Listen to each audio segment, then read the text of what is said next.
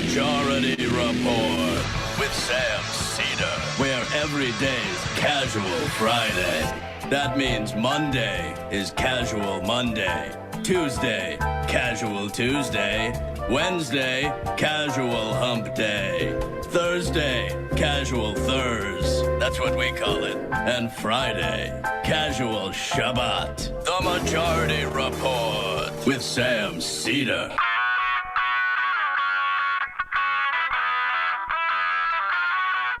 It is Monday, April 5th, 2021. My name is Sam Seder. This is the 5-time award-winning Majority Report. We are broadcasting live steps from the industrially ravaged Gowanus Canal in the heartland of America, downtown Brooklyn, USA. On the program today, infections rise across the globe in the U.S. It's a race between vaccines and the fourth wave. Meanwhile, Major League Baseball to move the All-Star game from Atlanta over Georgia's new voting laws. This following more corporate pushback to those same laws and pushback from Georgia lawmakers onto those corporations. New reason to believe Joe Biden committed to infrastructure via reconciliation. However, getting some pushback from Democrats, too, on a raise to corporate taxes, a modest raise, as Janet Yellen will be calling for a global minimum corporate tax. Embrace Trumpism, says a key Republican House member in memo form. Meanwhile, in the wake of the COVID relief bill, Medicaid expansion is now being contemplated in several red states. Imagine that. Minnesota police chief expected to testify today in the Derek Chauvin trial. Joe Biden to repeal Trump's sanctions on the International Criminal Court. Facebook springs a leak. 533 million people's phone numbers and personal data dumped online. And lastly, a heartfelt apology from Amazon to Congressman Mark Pocan. And they concede that indeed their drivers need to pee in bottles. All this and more on today's Majority Report. Welcome, ladies and gentlemen. I am back from my vacation. And, of course, still holding down the fort. Emma Vigeland. Emma, how are you? I'm doing well. Happy Monday. Yes, indeed. It is a happy Monday. I am actually going to get my second vaccine today if all works out. Toot, toot, toot. Yes, I did a lot. The way I ended up getting mine, although I'm now well eligible in New York, but the way that I ended up getting mine was walk-ins, where sort of like a walk-in type of situation where you get on a waiting list at a pharmacy. But the difficulty with that is you don't get a specific second appointment. Yeah. And so I called. They said, can you come in later this afternoon? And I was like, yeah, of course. I got mine at the Javits Center here in New York, and it was an unbelievable operation. I mean, it's like in vastness and scale and scope and efficiency. It was something to behold. And I imagine you may have mentioned this on Friday, although I cannot remember. There was a big production problem with a subcontractor of Johnson & Johnson's. And 15 million doses. And I believe they were also, the same subcontractor was doing some AstraZeneca vaccines as well. AstraZeneca not approved in this country. We are sending some of those to Mexico and Canada at this point. We should probably be sending all of it, frankly. And frankly, we should be taking the patent protections off so that this production can exist throughout the world. There are many places where the productions can happen, but we are protecting the profits of some pharmaceutical companies, which, of course, all of these companies, incidentally, all of them, in some form or another, develop these vaccines with government support, either our government or other governments.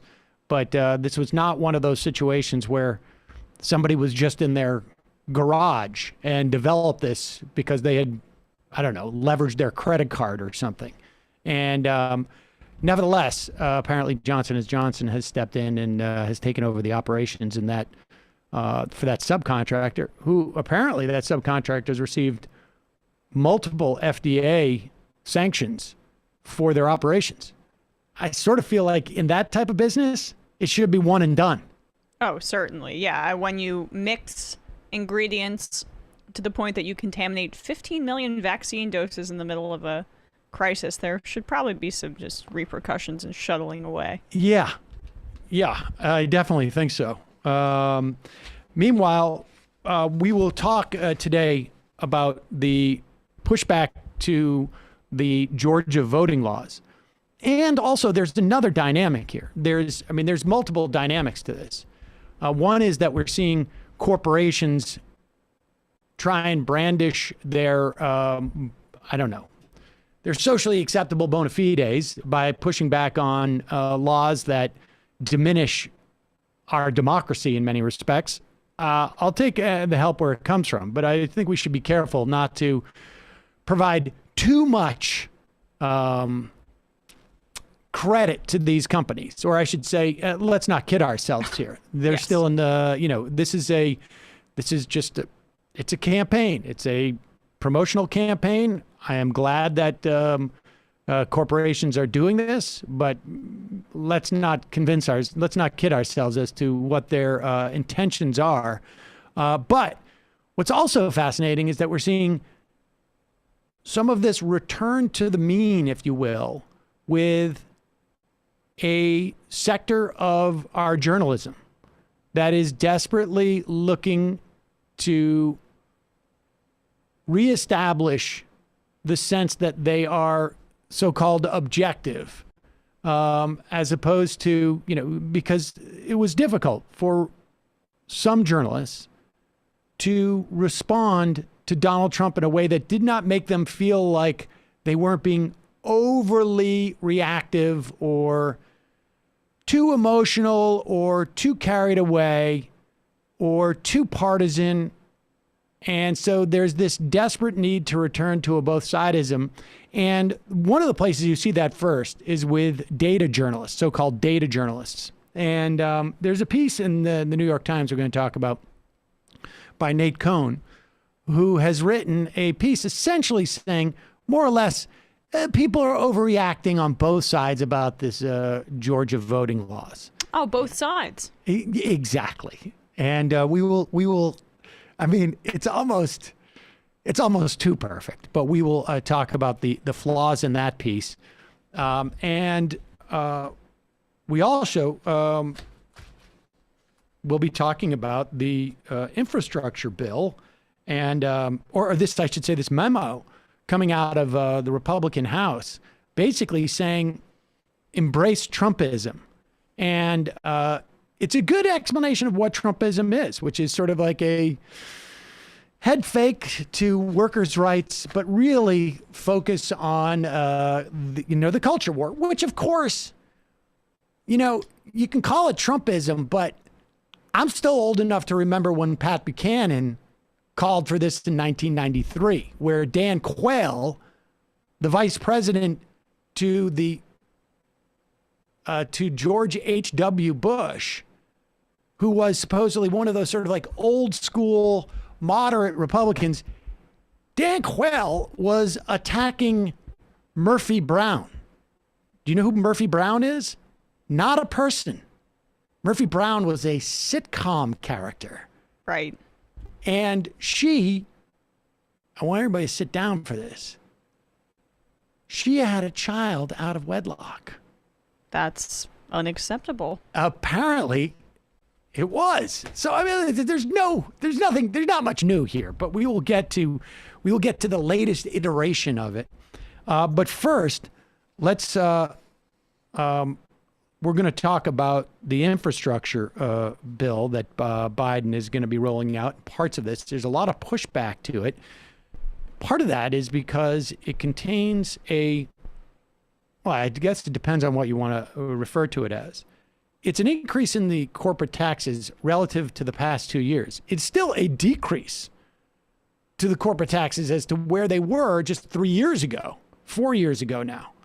But we will get to that. But first, let's check and see how our barometer of the Republican Party is dealing with this, and because this came out quite a bit in the Sunday talk shows, both the taxation part of it, but also the determination of Biden to go through reconciliation when it becomes quite evident that there is no Republican support for the desperately needed infrastructure, and really, I mean, infrastructure in the broadest sense. But here is Brian Kilmeade on Fox and Friends taking issue with how broad the term infrastructure is being applied here.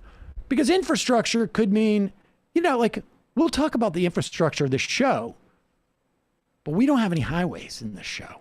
Yes, it's a broad term. Here we go. Let's play this. $589 billion for workforce development, $400 billion for home and community-based care for elderly and disabled. Yeah, it's an important thing, but how is that infrastructure? $650 billion for broadband, I think that should be. But then they have green energy and water upgrades, and they have retrofitting homes and buildings. To what? Make the windows smaller, make them green-friendly. That's Green New Deal. This is the new Green Deal. That Joe Biden was the moderate that can get elected. Nobody with those severe left-wing views would have gotten elected. But if you pretend to be a moderate and you go ahead and implement those left-wing programs, there's nothing you can do. Well, okay. So they are in favor of infrastructure for broadband and for everything that doesn't involve anything that addresses climate change is basically what they've narrowed it down to. Well, if I'm not mistaken, Kilmeade had an issue with pipes, which I think is the most sort of obvious definition of infrastructure. Shocked because they're in favor of lead in the water and have consistently been so for poor communities. Apparently, and frankly, around the country, we have not upgraded our pipes. This is a problem in many, many cities. We desperately need this. I don't know how you can say energy consumption and the means in which we could reduce our energy consumption and our carbon fuel consumption is not part of infrastructure. I also, frankly, don't know how you can say, and there's $400 billion in here to shore up Medicaid and specifically home care services. We have the baby boom is now getting older and really are, frankly, old. And they need more and more support. And I can tell you this, going through this myself, that there is not enough support for home care, for home aid in that respect. Folks, elderly folks who become disabled in some fashion or another. And if infrastructure is not creating the mechanisms to keep people well and functioning in our society, I mean, what else could it be? And all of this, incidentally, Joe Biden, all of this was in his campaign, in his platform. Right. Well, he was pretending to be a moderate, but then when he implements it, he's a radical leftist, obviously.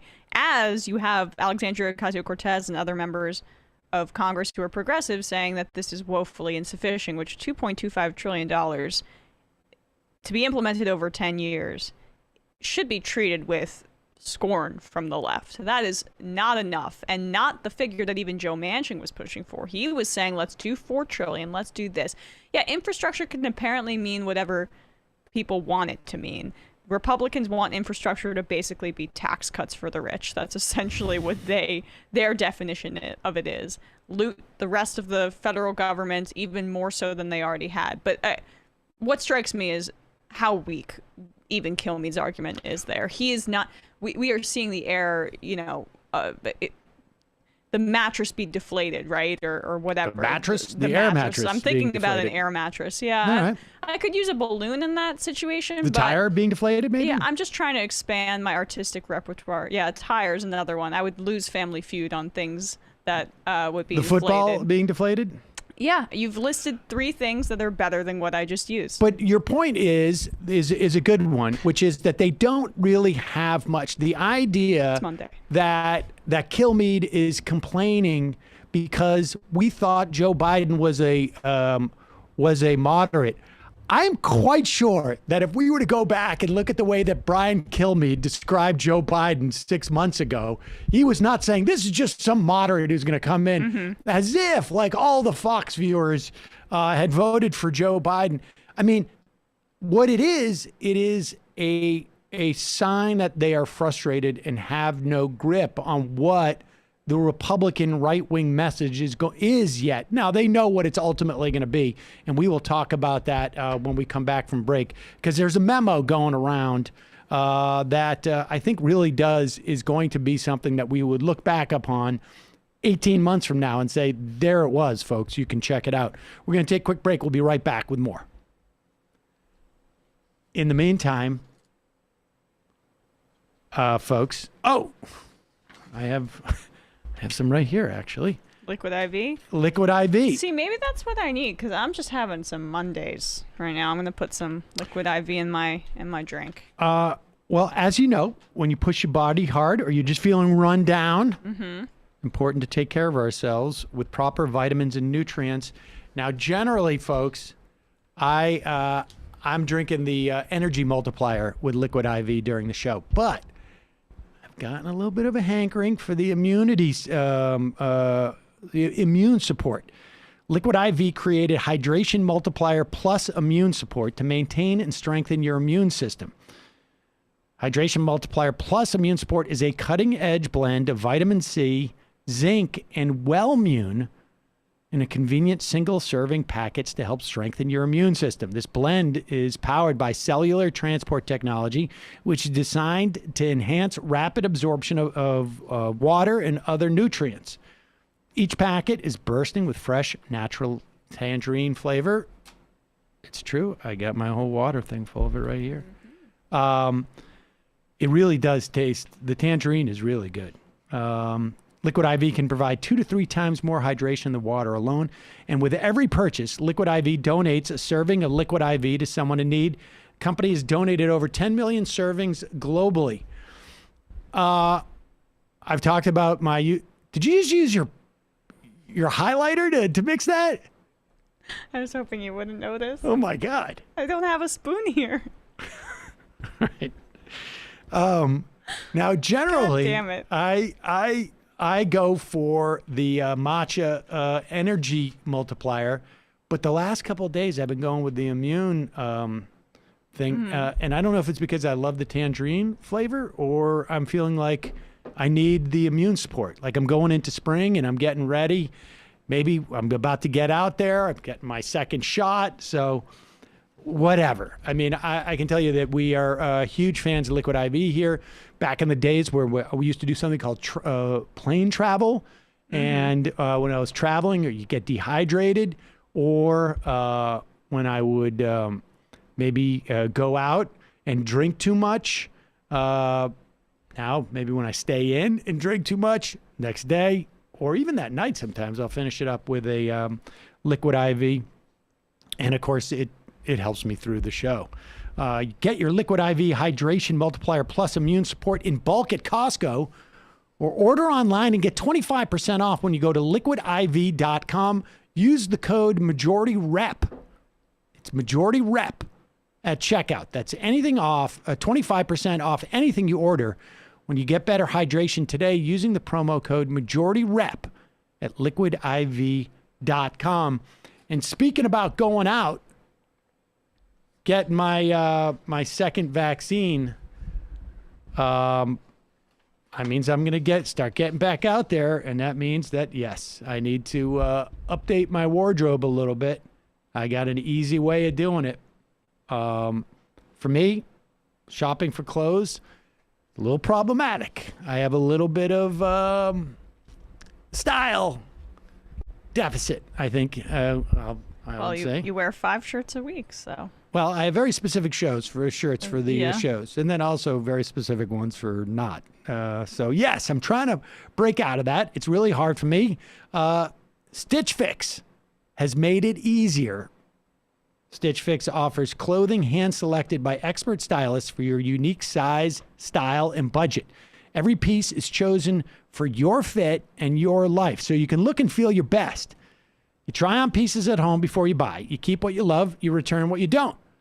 Stitch Fix has free shipping and easy returns on exchanges. A prepaid return envelope is included. There's no subscription required. You'll pay just $20 for a styling fee for each box, and that gets credited toward pieces you keep. There are no hidden fees ever. Stitch Fix has styles and clothing to fit any occasion for women, men, kids. They ship all over the U.S. They're available in the U.K. as well. For me, I have the Nashville 5-pocket straight pant that I have has basically, I don't want to get overly dramatic about it, but yeah, I'm back into that style of 5-pocket pants. No, you've mentioned it a few times. I used to be just like one type of pant that was like a work pant that as long as it had a belt loop, I would wear it. Mm-hmm. And now I'm back into like the 5-pocket style because of my Nashville 5-pocket. And then, of course, I got my leather chukkas or chukas. I don't know how to say that, but they're penguin modern leather chukkas or chukas. And that's when I start going back out. Those things are waiting there for me. Oh, yeah. Lady killers? Maybe. I don't want to brag, but get started today at stitchfix.com/majority. You get 25% off when you keep everything in your fix. That's stitchfix.com/majority for 25% off when you keep everything in your fix. Stitchfix.com/majority. As always, you will find links to those, both those places in our YouTube and podcast description. And just a reminder, it's your support that makes this show possible. You can become a member today at jointhemajorityreport.com. Your support is very much needed. Okay, let's get back into just this. We saw over the weekend, there was a lot of talk about the infrastructure. And I can't help but think that the Republicans are starting to get the idea that the Democrats may actually go about this on their own. And you got Roy Blunt out on George Stephanopoulos this week, on ABC's This Week. And at one point he says, like, hey, this would be an easy do. We could do this with Republicans if you just make the bill like a third of the size. When it's already too small. When it's already too small. And but here he is on debts and deficits. And this is him on Chris Wallace.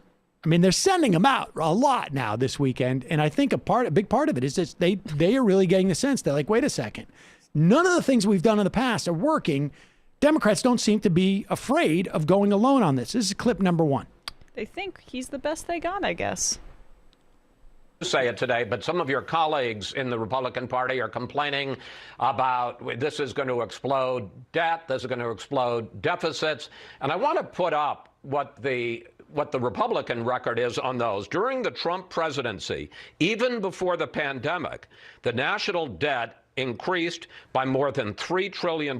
And in 2017, every Republican in the Senate, including you, voted for the big Trump tax cuts, which cut revenue by almost $1.5 trillion. So I guess the question is, when I hear, for instance, Mitch McConnell talking now about, well, debt and deficits, hasn't the Republican Party, haven't you lost your credibility on this issue?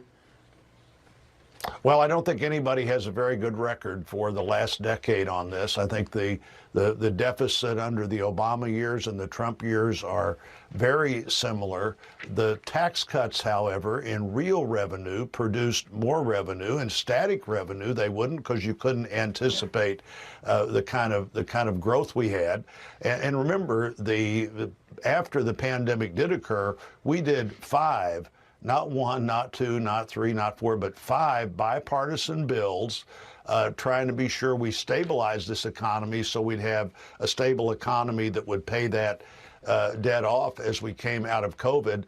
Now we've seen one incredibly partisan bill from the new administration, followed by what it appears to be will be another incredibly partisan bill. You can't spread that blame around if you decide you're going to do it all by yourself.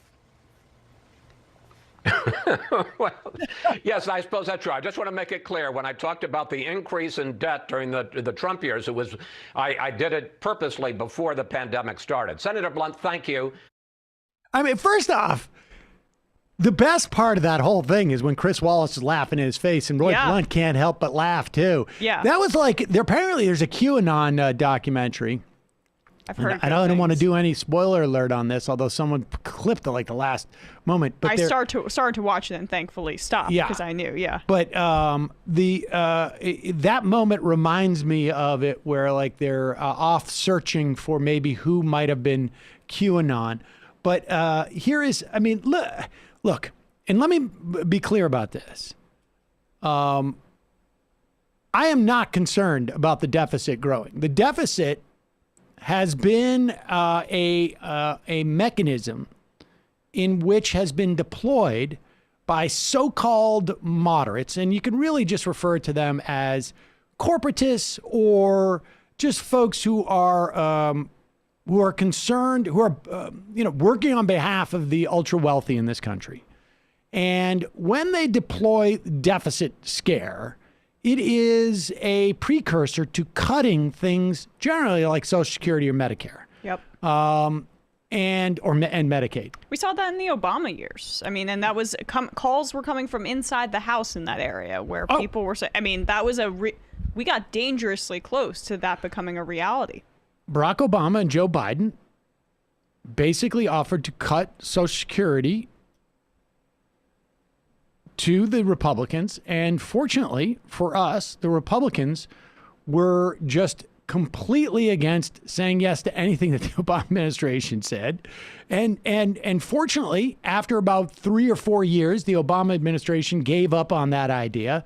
The Democratic caucus in the Senate voted to increase, as a resolution, Social Security, and killed that at least deficit hawkery amongst Democrats. And what we're seeing now is in many respects a new era of less concern by Democrats. I say less concern because, like you mentioned earlier, this infrastructure bill was going to be bigger by Joe Biden's, and Joe Biden anticipated this being bigger. At one point, he said $3 trillion. At one point in some meeting, he said $5 trillion. You had Joe Manchin saying $4 trillion. And then folks like Larry Summers and some of these Obama people come back and say, whoa, the deficit, the debt, et cetera, et cetera. But as a political matter, the Republicans losing their credibility on this point is huge. I mean, you can put up this graph. Let's put the right. This is I was looking this up after that clip, and Brendan found this. Just the deficit, how it's trended throughout presidencies, and in the pandemic or under Trump, and in the pandemic it ballooned. But I mean, Obama reduced the deficit after the economy crashed. I mean, he did. That is a fact. And yet Roy Blunt is trying to both sides it on Chris Wallace's program in order to make the case that, everyone's equally at fault, even though we ran on this issue in a whole election cycle with the Tea Party and have been using it as an excuse to implement our austerity politics for decades at this point. But it's both sides, since you've got me cornered on how much we balloon the debt and deficit, as if it mattered. But even both sides, yeah, fine. Democrats increase debt. They don't. I mean, there's not enough evidence of that. And frankly, I would say to their discredit, they have not. Bill Clinton made a big deal about trying to put us on a track to get a surplus. And ultimately what happened is we had a recession that followed that, because when the government has a surplus, that means there's a deficit on the private side. Nevertheless, as a political matter, even if they have to say both sides, they have given up that this arrow no longer exists in their quiver. And the fact that he goes on Fox News and Chris Wallace laughs in his face and Blunt's only reaction is to smile, they have nothing to push back on this. So here's the point. When we analyze Biden's bills here, understand that the only limiting principle on these things is the will of the Democratic Party. There is the Republicans have yet to figure out how they're going to argue against these type of legislations. They can go out there and they can win elections because of things like gerrymandering, things like suppressing the vote, or maybe they're doing it because the American public is more interested in stuff like, we don't want COVID lockdowns. We don't want masks. We don't want immigrants. Or they can make it about the culture war, exactly, as they've done for yeah.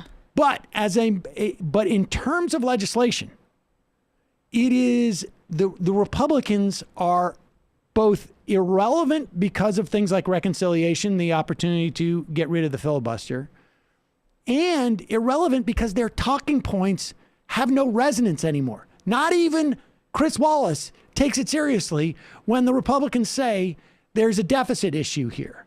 And so this is really important to be aware of as we go forward. To the extent that you're going to see pushback, Republicans are going to say corporate taxes. You can't lower corporate tax, or you can't raise corporate taxes. When we raise them to 28%, we will still be 7% less than we were 4 years ago. Bingo. And on top of which, you're also going to hear the other thing that they like to deploy is this notion of capital flight. And in this instance, it is the fear that corporations will move to countries with a lower tax rate. And that's what's really interesting about what Janet Yellen is doing. Janet Yellen is going to imminently have her first major address as Treasury Secretary. And she is going to argue for the introduction of a global minimum corporate tax rate.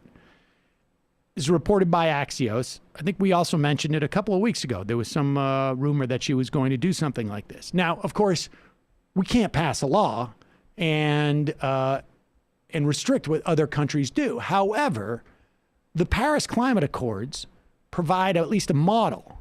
This is where you get in. It's not full treaty, but you gather with some of the industrialized nations in the world, and you all make an agreement. We're not going to lower our taxes, our corporate taxes, below a certain amount so that we have less, essentially, corporations playing each other off on us. And the idea, apparently, the average corporate tax rate in the G7 is 24%. We are now below that. I don't know if that's just the rate. That's not necessarily the actual taxes paid, because that doesn't include things like loopholes and whatnot. Which are prominent. Which are very prominent. Especially in the United States. Indeed. But here is Yellen. She's going to go out and looking to convince other countries to impose a global minimum tax, reducing, like I said, the likelihood of companies relocating offshore from us here and offshore from them, basically, so that there's some type of some measure of static quality, or at least you take the idea that we can't raise taxes on corporations and worry about them leaving. And to be clear, the reason why you raise taxes on corporations, ultimately, and I don't want to get too deep into modern monetary theory here, but the U.S. government can pay for things because it prints its own money. We have in the U.S. something that is fairly unique around the world, because we have control over our currency in a way that most countries do not. And we are still considered the safest bet of currencies in the world. We have these big debts and these big deficits. And what you're not seeing is us having to raise interest rates to convince people to lend us money. So there's no concern that we're going to default. The reason why you will raise taxes is twofold, essentially, or really threefold. One is if inflation gets too high, you want, because demand overheats, you pull back some of the mechanism in which people express demand, and that is through their money. They can't use that money, there's less demand. And that's when you increase taxes. Or you increase taxes because you're worried about wealth inequality. Because when corporations get these breaks on taxes, we know, you can look at the most recent data. You can look at the data from the jobs creation tax, tax moratorium that George Bush imposed on foreign repatriated taxes. They don't reinvest that money. They give that money to their shareholders, or they do it in stock buybacks, which is another way to give that money to their shareholders. They don't hire more workers. That's only a function of demand. They don't necessarily put more money into research and development. We have our corporate structures need to be tweaked, where you don't have stock buybacks, where you don't favor capital gains over wages, so that you're incentivizing CEOs and board of directors to manipulate their stock value because they know when they get compensated in that's subject to less tax because it's capital gains as opposed to a wage. But the bottom line is, the reason why you raise taxes on corporations in this way is because, not because necessarily that you need the money, because you can print the money. And one reason maybe you do it to satiate certain political issues, and maybe it makes the reconciliation bill a little bit easier because you can offset certain things. But the main reason why you do it is because we have completely out of control wealth disparity in this country. And when you raise taxes on corporations, it is basically a bank shot, and you're raising taxes on wealthy people. Now, the next round of infrastructure, next tranche of infrastructure spending, which is going to be more focused on sort of human investment, is going to raise taxes, from what we've read, on people making more than $400,000 a year. And that's another good thing, because you don't want money to be so concentrated as it is in this country. And that is a form of essentially saying, like, okay, you're making a ton of money. We're going to raise these taxes so that we can lower wealth inequality, because wealth inequality destabilizes everything. Here's my question to you. Why not do this in one major package if the second half of an infrastructure bill is likely to have to go through reconciliation in and of itself, and then you're going to use up all of your wishes? I don't know if they're planning on rolling these two things together in one reconciliation sort of omnibus bill, or if they're going to try and push both these bills in reconciliation simultaneously. But there's a lot of people who are worried about just what you're implying, which is they'll take the first part and they'll pass that, and the second part they can hack up and they won't go down the road so much, because that's where you start to see spending on things like universal pre-K, and when you see it is like, paid worker leave, and those, and there's a lot of people who have the same suspicions you do. And it could be a strategy that the Biden administration thinks is easier. Can we swallow, a smaller thing versus bigger? Or it could be just a way of like, well, some of this stuff is expendable. And we're, when it comes to actually helping people directly, maybe that's more expendable than, enhancing roads and bridges that are good for ultimately for corporations to and exploit. Electric vehicles all around the country. I mean, look, that's not a bad thing. I agree, but it's like, again, this just kind of managerial instinct or just less direct relief instinct. It's good, but it's insufficient. It's necessary, but wildly insufficient. And we will see what the second half of that bill comes. But it is fascinating to watch as these Republicans really have no sort of response to any of this. Here's Pete Buttigieg, of all people, responding to Roy Blunt's criticism that you're throwing all sorts of other stuff like human infrastructure into this.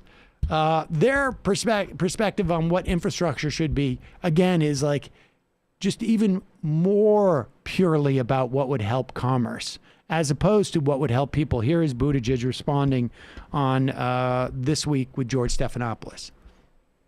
Just heard Senator Blunt right there said if you really focused on core infrastructure, you might have a chance of passing this. And it is true that only about 5% of this bill goes for traditional roads and bridges. You've got 20% caregiving for the elderly, about 13% for investments in like the Green New Deal. So why not focus on that traditional core infrastructure? Well, let's be clear. There's a lot more than roads and bridges that are part of infrastructure. I heard the governor of South Dakota recently saying this is an infrastructure. It's got money for pipes. Well, we believe that pipes are infrastructure because you need water to live, and too many families now live with the threat of lead poisoning. That's absolutely infrastructure. You talk about roads and bridges, but also airports and ports. We need to make sure that we have broadband. I know that traditionally the internet wasn't considered infrastructure because in the Eisenhower years, of course, it didn't exist. But infrastructure investment has to include looking to the future. Railroads seemed futuristic, and then we actually built them. Now they're considered traditional infrastructure. You could say the same about highways. And I've got a lot of respect for Senator Blunt, but I'm going to work to try to persuade him that electric vehicle charging infrastructure is absolutely a core part of how Americans are going to need to get around in the future, and not the distant, far-off future, but right now. There's something that is so, I don't know, anachronistic. It's all kabuki. Like, the idea that they're arguing over the definition of infrastructure is just ridiculous. Yeah. And it's almost, it's like Buttigieg did a fine job. And that's a good message. That's a good message in order to say, oh, you're right. We want to build for the future. We want to be, it's a good way to get around that, I think. It just all seems so anachronistic to me. Like, Blunt is on, it's like almost like, it's like, I don't know. It's like watching that black and blue dress or the white and gold dress. I see white and gold. No, you see black. And they're never going to agree on what it is. And so who cares? But it's also, it also sort of feels like, I don't know. I mean, I don't want to malign tennis, but it looks like it's just like they're playing a sport that has gotten less and less centered in the national consciousness, and it's for an increasingly, and maybe this is, I don't want to malign tennis, but whatever it is. They're playing like high-lie or badminton. whatever those old. Yeah, let's say just badminton. And they're playing this, and it's like, croquet. Nobody is it doesn't matter. If it's called, I call it the Infrastructure Plus bill. Who cares? But there is this sort of sense that you need to placate the elders in Washington, and nobody takes this seriously anyways. The people want their government to just provide them with stuff that's going to make their lives better. And if that includes health care for dad or mom or grandma or grandpa, then great. If it means that we're drinking water and it's not going to screw up the neurological development of my children, that's great.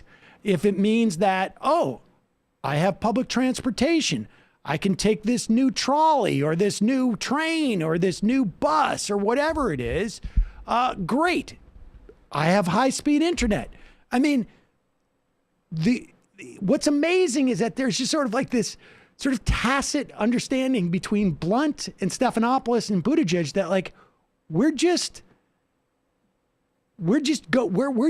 this is all sort of a bit of a production on some level. Yeah, well, absolutely. And it's one of those Washington insider things that we see all of the time where we're told that something is bipartisan because you have to meet in the middle between American Republicans and Democrats, when in reality, that's just the center of what power has decided is acceptable in Washington. So.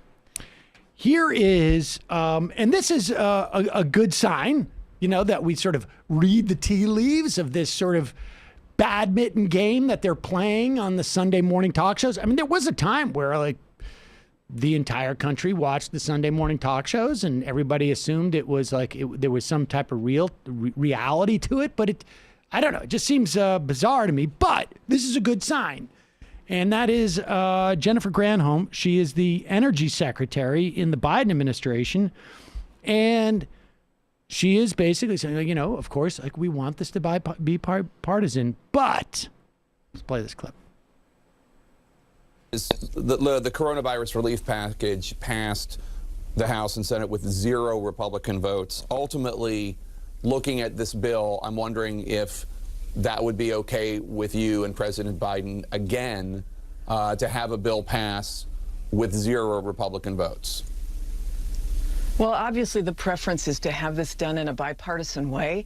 80% of America supports investing, over 80% investing in infrastructure. That's Democrats and Republicans and independents. So the president is very concertedly reaching out to Republicans to say, come to the table. If you don't like a component of it, tell us how you would do it. What do you want to see in this bill? But honestly, Jake, the vast majority of this bill includes things that Republicans are supporting, like roads and bridges spending, like broadband, like water, like manufacturing supply chains. These are all things that Republicans have actually introduced bills on. So come to the table. We want to make it bipartisan. Ultimately, if that doesn't happen, he is elected to do the job, to win the future for America, to invest in our people. And we hope that Republicans can join their constituents across the country in supporting this effort. Ultimately, if you don't get Republican support, you're willing to pass this with using reconciliation rules, meaning only 50 Democratic votes in the Senate and Vice President Harris casting the tie-breaking vote. You're willing to do that? Well, as he has said, he was sent to the presidency to do a job for America. And if the vast majority of Americans, Democrats and Republicans across the country support spending on our country and not allowing us to lose the race globally, then he's going to do that. However, his sincere preference, his open hand is to Republicans to come to the table and say, if you don't like this, how would you pay for it? If you don't like this, what would you include? So much of this, though, includes priorities that Republicans have supported. So I hope that Democrats and Republicans can be on the final vote yes on this bill, on this package. Talk about kabuki theater. Honestly, yeah. I mean, but it's also, I don't know why Jake Tapper can't say, hey, so you passed the first coronavirus bill, the first reconciliation bill was $1.9 trillion. And it was wildly popular, probably popular than legislation that's been passed that we can recall for maybe, I don't know, a decade, 2 decades, maybe more. And you did it with absolutely no Republican support. Why wouldn't you do that again for something that 80% of the public? Well, you know why he's not going to say that. I do, but it's like, I just want people to understand, like, there is another way you ask that question that is actually even more of an obvious way to ask that question. You base it upon what recent history has been, which is that worked out so well for you. Why wouldn't you do it that way again? Well, and then Granholm could say, like, well, we have to pretend like we're going to put our arms out to yes, the so that's the point. We had this discussion when they were still going back and forth on the American Rescue Package and discussing how Biden kept saying we want to bring Republicans to the table early on, and we all knew that wasn't going to happen. But we had a question: is this Biden's actual inclination, or is he pretending as such in order to posture and make himself seem like he's the more reasonable one in the public's eye? And now I think the jury is in there. I don't think Granholm believes that the Republicans are going to come to the table on this, and the Biden administration doesn't feel that way. And so it does seem like a targeted to, I guess, older voters, in my view, there's definitely posture about a reasonability, and I don't think that they're gonna. Even though, I mean, the critique about them whittling this this package down unnecessarily, I think should be prominent when discussing this. But I think they know that they're moving forward without any Republican votes. Yes, and I definitely think there is an audience for what Granholm is doing, and you could see how she got a little bit more nervous when he said, "Can you answer that directly? Will you go through reconciliation?" Yeah, she was out there to do sort of phase one of this, which is like, we're open to Republicans. Come in, reasonable. Tell us what you want. I mean, I don't know why she couldn't add to that, like, Republican voters also want their grandparents or their grandmother or their father or their mother to get more care at home as opposed to having to go into a home, or more support for them to go into a home if they're disabled in some fashion. What is interesting though is, when do we get to the point where the Beltway corporate media is willing to sort of like change their premise from the 1990s to where we are 30 years later, where it's like, I mean, the default should be, why wouldn't you use reconciliation again? It worked out so well for you last time. There's no, like, people coming from outer space to come in and go like, hey, whoa. We've noticed you've been using reconciliation quite a bit. We need you to pull back. Not one Republican vote. Come on. I mean, it's how the American public's reacting, and that's how they're reacting. And the fact that they still haven't caught up after years and years of Trump and essentially the media being demonized by him, and they watch the Republican Party that they provided cover for years, not go along with it as well. The fact that it's still taking this shows how systemic this religious obsession with bipartisanness and the fetishization of the Washington process goes, even deeper than one that Biden held, because the media is still holding on to it. I would agree. And what's interesting is that it seems that some Republicans, at least, are also sort of aware that, the ground has shifted in some fashion. Axios reported on a House Republican memo, and Ed Kilgore in New York Magazine also wrote about this. It's sort of fascinating. The document is titled "Cementing GOP as the Working Class Party." And they write it up sort of funny on the afternoon flight between... Cementing? Yes. Sorry. Yeah, there you go. Exactly. Putting the seal on it, making it official. This was apparently Kevin McCarthy, who's the House Minority Leader, and Jim Banks, who leads the largest bloc of House conservatives, the Republican Study Committee. They were on flights to fundraisers, apparently with working class people. And Banks argues in the memo, he is a representative from Indiana, that despite the fact that there is a loud and embittered minority in the Republican Party that finds our new coalition distasteful, President Trump's gift didn't come with a receipt. In other words, he couldn't return it, he's saying. And on the messaging front, he recommends contrasting the GOP's immigration policies against Biden's border crisis. That is no different than anything we've seen. This is Donald Trump riding down the escalator and saying, I'm sure some of them are good people, but mostly Mexico's sending us rapists. Hammering the Chinese Communist Party's predatory trade practices. China. So using the shadow of Trump's anti-NAFTA, anti-TPP 2016 campaign talk, and then just injecting xenophobia into it. But Trump did that too. I mean, it's really just continuing it, right? I mean, he was always talking about this. Now, incidentally, all the Republican Party was in favor of all of these multinational trade agreements and corporate proposals, but right. It's unclear to me whether they're actually going to address that. Attacking Democrats for COVID lockdowns. Yeah. Which doesn't seem to be terribly successful. But here it is. Pull up the memo. Here we go. Hammering wokeness and identity politics. Yes. And going after big tech. Now, This is not a bad strategy, I gotta say. Well, wokeness, anti-wokeness. Wokeness was cooked up by college professors, then boosted by corporations, which is why now it's an official part of the Democrat Party platform.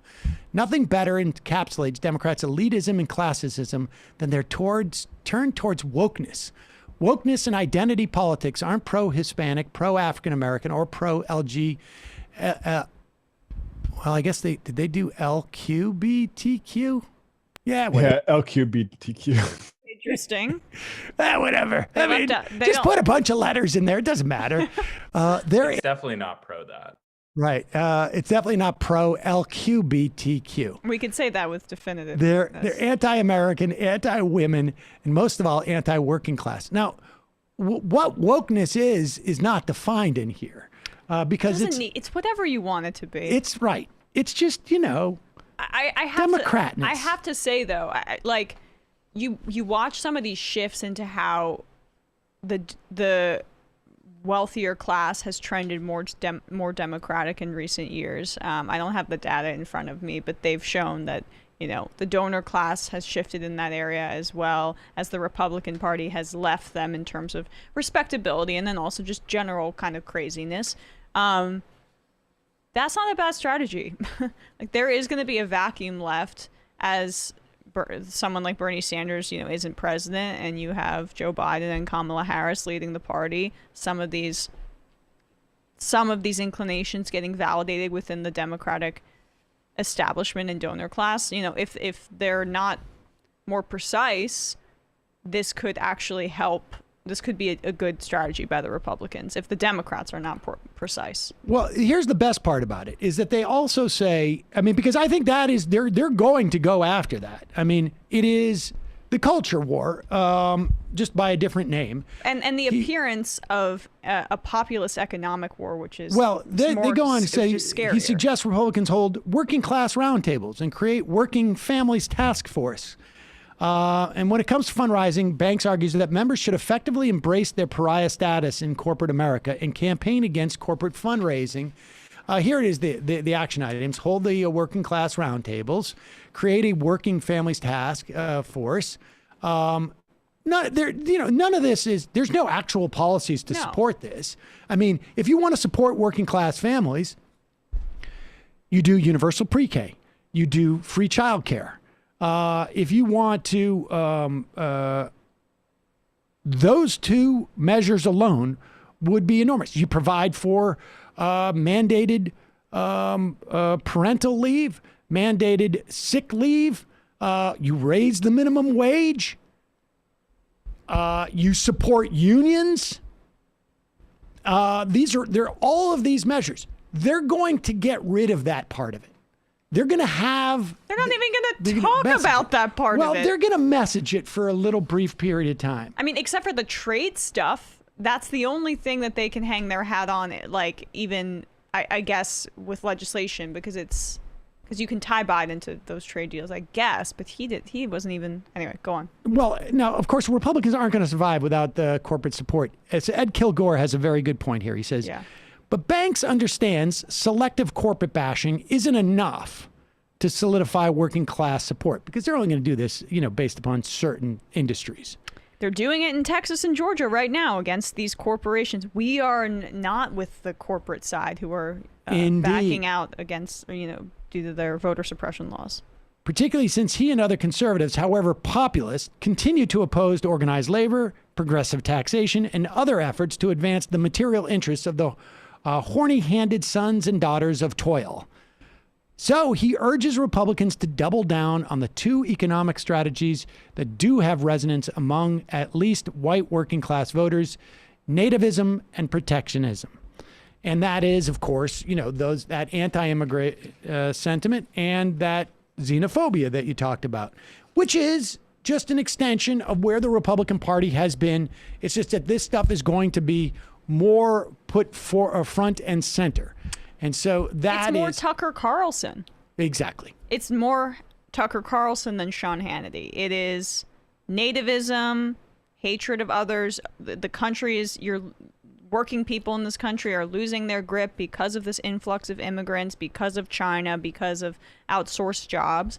And it's just a more refined Trumpism that they're going to continue with. And unfortunately, you know, unless the Biden administration keeps up at their pace that they're starting off with now at the start of the administration, there will be some legs for that kind of thing. Yeah, and I would say in terms of Hannity, just give him a couple of weeks. And if he starts to see that it's effective, he'll bring out his football a little bit more and talk about how he did construction in college. Tucker's the number one rated show on cable news. Hannity's slipping. We got to take a quick break. We'll be right back with more after this.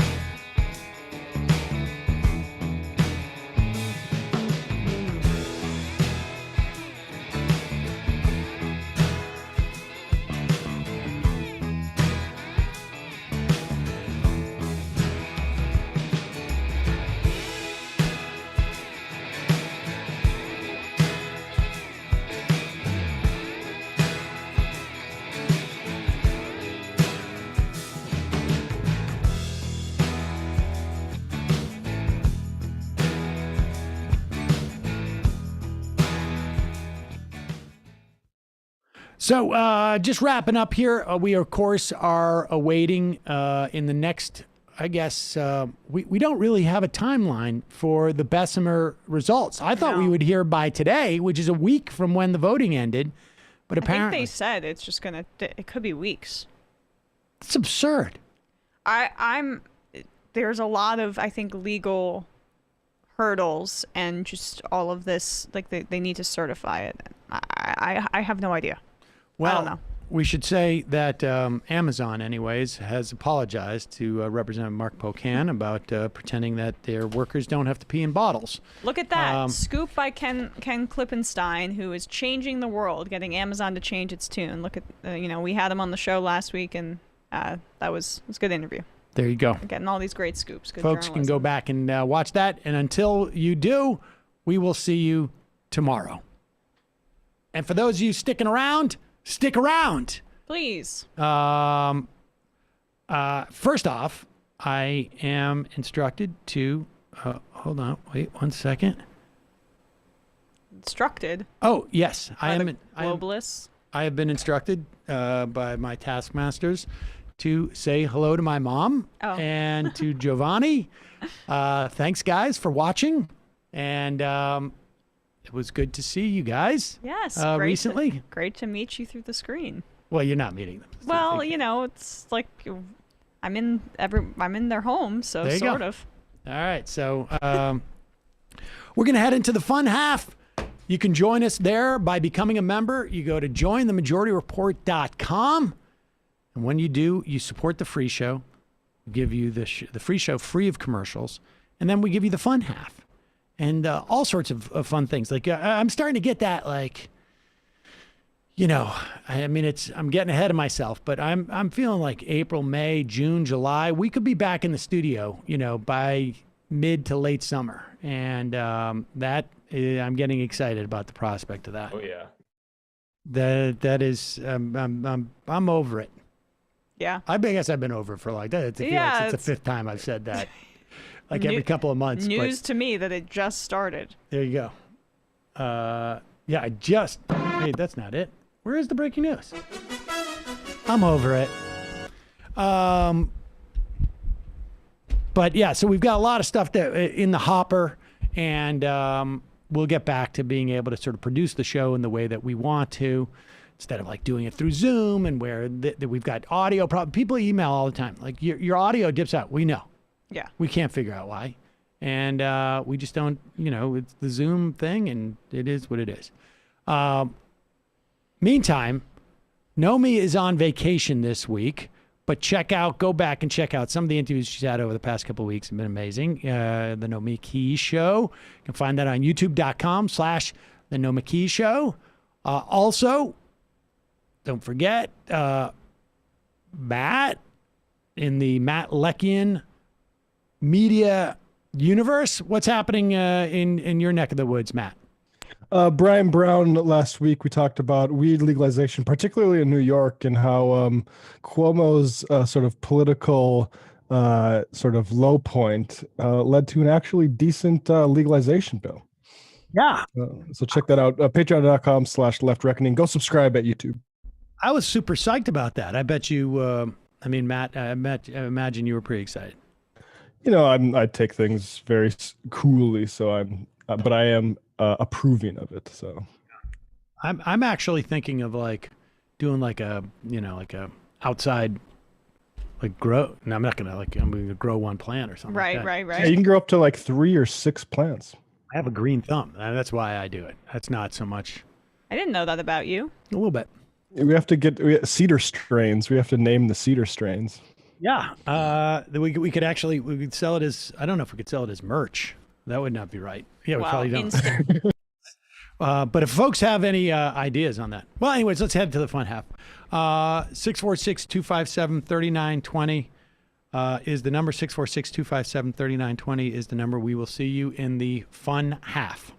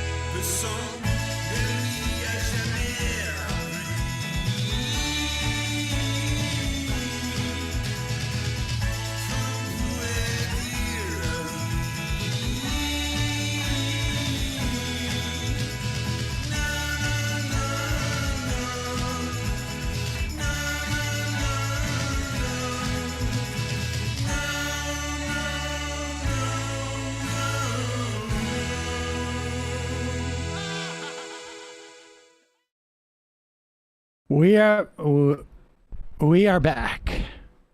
We are back. So we're gonna have to go a little short today.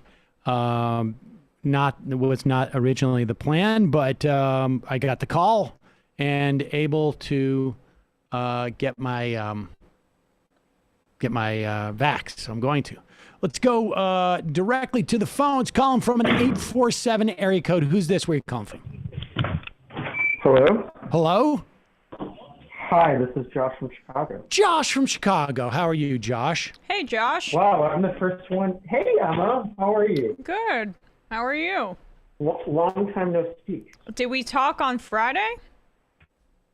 Well, you made a Bears reference, and so I had to call. Oh, wait, Oh, that's shit. true. I Wait. shouldn't have said that. Yeah. Oh, fuck. Sorry. I may have just gotten you fired. No, it's okay. I said that I might get fired if more callers keep calling in about sports, Sam. That's all right. I don't care as long as that happens when I'm not here. Well, we won't talk about the Red Sox. Are you walking away from your phone, Josh, or what's going on? I was just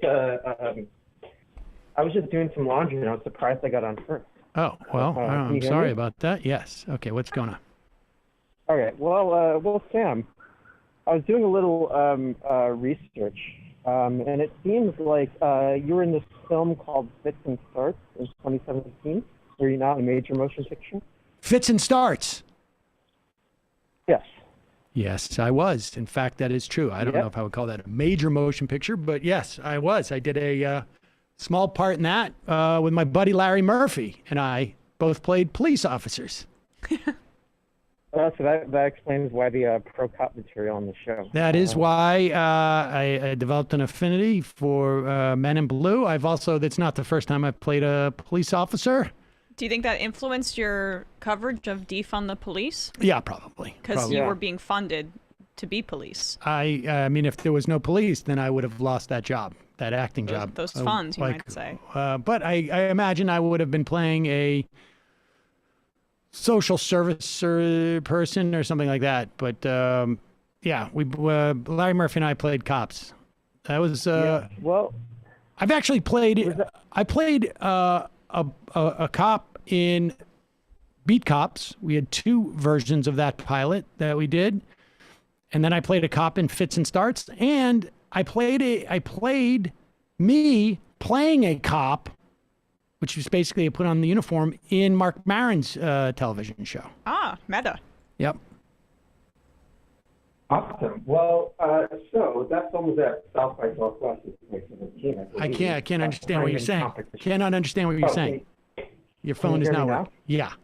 Can you hear me now? Okay. Yeah. So that film was at South by Southwest in 2017, I believe, playing in competition. Oh, it was? Okay. Great. It was. Well, I mean, so here's the thing, Sam. I had a film at South by Southwest in 2017 that also played in competition. A little film called. I know we're brothers. We've competed against each other. Did we win? Did I win? Well, Sam. Here's the thing. So I met the producer of Fits and Starts a few weeks ago at the virtual South by Southwest. And the film that won the competition for the grand jury prize was Most Beautiful Island. So I've actually beaten you in competition, mano a mano, Kong v. Godzilla style. I won. Well, what did you do? Were you acting in your film? I was acting in my film. Oh, shit. Well, I got robbed. I mean, I think it's pretty obvious. I haven't seen your performance, but I know mine, and I thought mine was stellar. I'm surprised. Frankly, I've been sitting around wondering when I was going to get a call from the Academy, because that, I mean, I was pretty convincing as a cop. Well, you could have gotten a call from the Academy, but you would have lost to me in the Best Supporting Actor category that year had I been nominated. Yeah, well. Round two. Maybe Batman v Superman style. We're going to be starting Stop the South by Southwest Steal soon. So. Well, yeah, except then we'll find out that both our mothers' names are Martha. And then Sam doesn't get that reference, but that was a good one. Oh, yeah. Well, don't watch that movie. Don't watch that movie. It was Batman v Superman. Man, quite bad. All right, Josh. Yeah. Well, I won, Sam, but best of luck the next time. I listen. If there is a next time, then I will have had a tremendous amount of luck. I can assure you. Appreciate the call. All right. Thanks, Josh. That very well could be my final acting gig.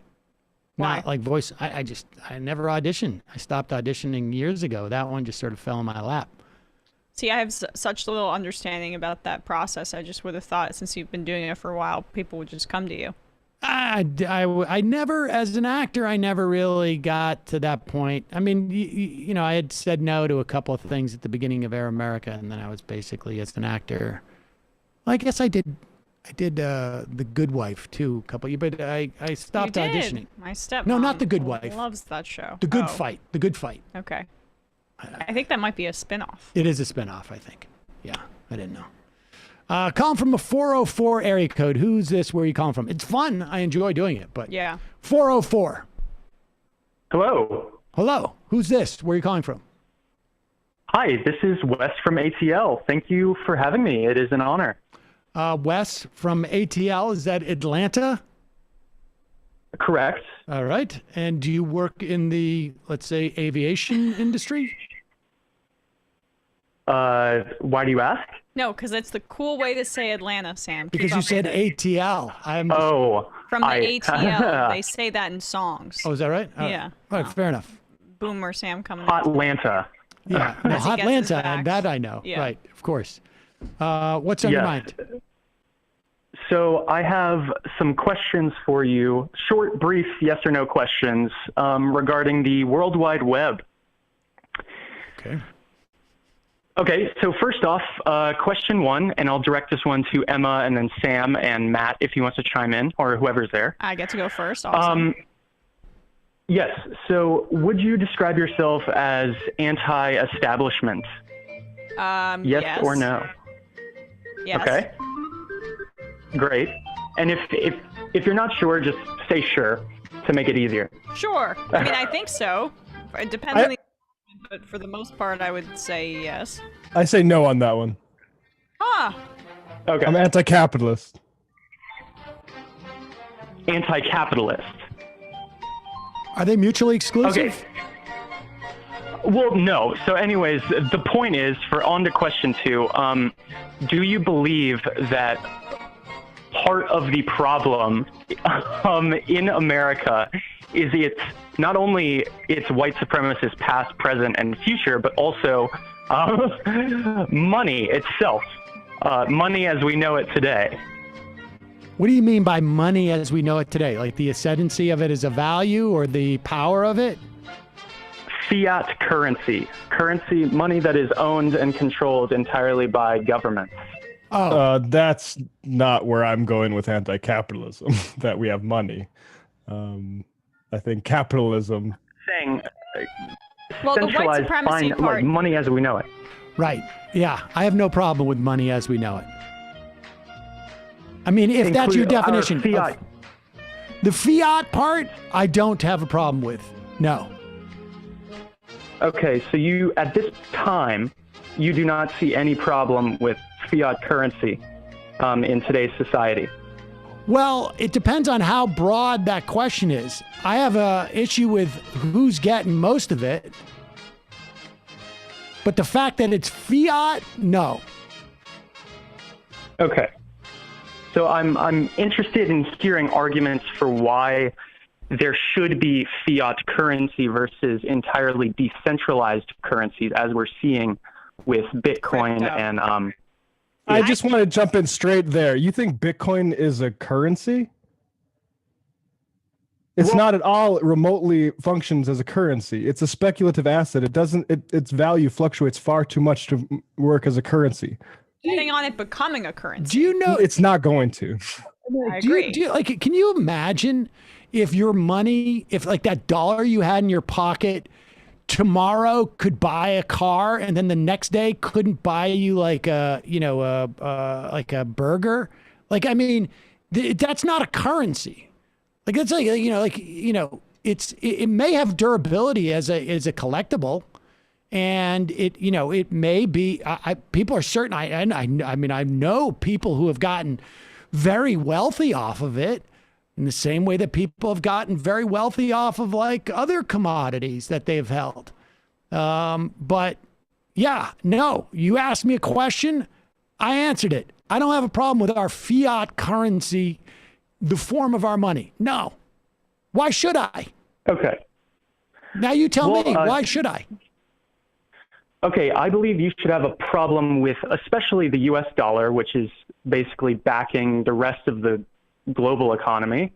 I believe you should have a problem with it because of its inherent ability for hyperinflation through, money printers go burr, right? We're printing trillions of dollars. Why can't you infrastructure plans? Why can't you?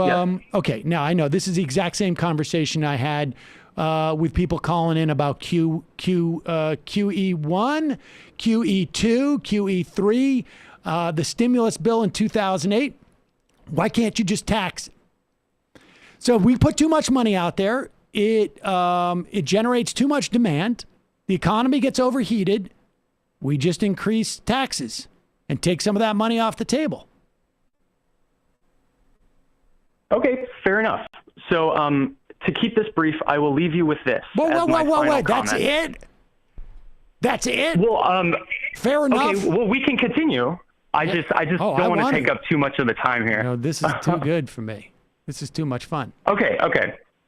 So in that case, my follow-up to this is... But wait a second. Matt, no, you need to mentioned... rebut to me. You need to tell me because you gave me this doom scenario where we're going to have hyperinflation. And folks, go back to 2008. I mean, Glenn Beck was on TV saying the same thing that you were. And they were all talking about Weimar Republic, et cetera, et cetera. Well, he was just asking a question, right? Well, I don't know. To ask that question, I'm going to guess that you do have a problem with fiat currency because you do believe that all this spending is going to lead to hyperinflation. Is that not correct? So my rebuttal, can I give you my rebuttal? Sure. Yes.